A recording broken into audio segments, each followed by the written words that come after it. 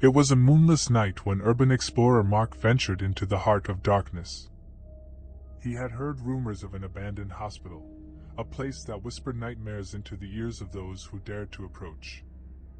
Armed with a flashlight, a camera, and his unshakable curiosity, Mark pushed open the creaking doors to the forsaken building.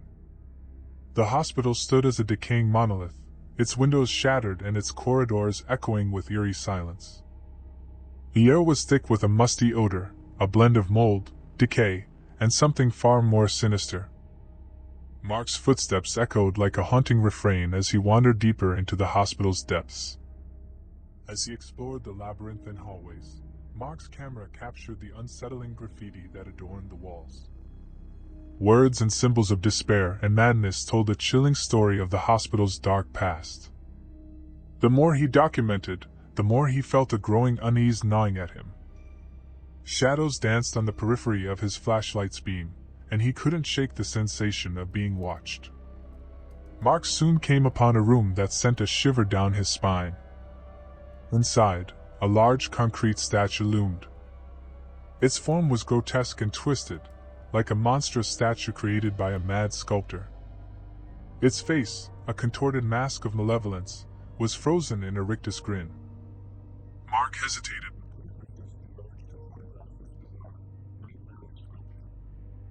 He aimed his camera and took a shot. That's when he heard a faint, sinister scraping sound behind him.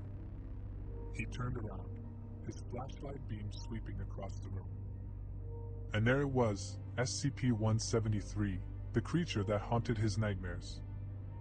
It stood just a few feet away from him, its cracked and mottled form seemingly held together by sheer malice. Mark's heart pounded as he realized he had just captured it on film.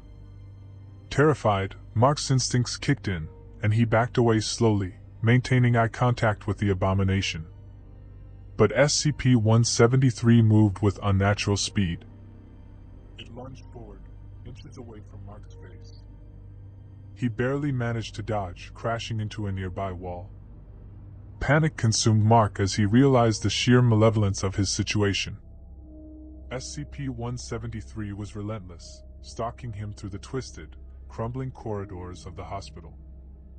Every time he blinked or turned his gaze away, even for a fraction of a second, it would close the gap, moving impossibly closer. Hours turned into an eternity as Mark fought to stay awake, fighting the overwhelming urge to blink.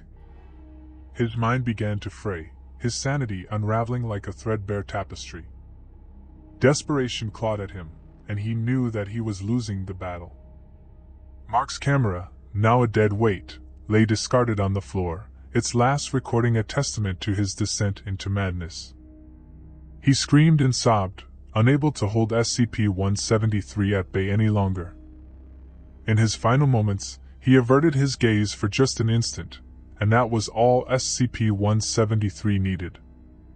When the authorities finally arrived at the abandoned hospital, they found Mark's camera, filled with chilling footage of his descent into madness. But there was no sign of Mark himself.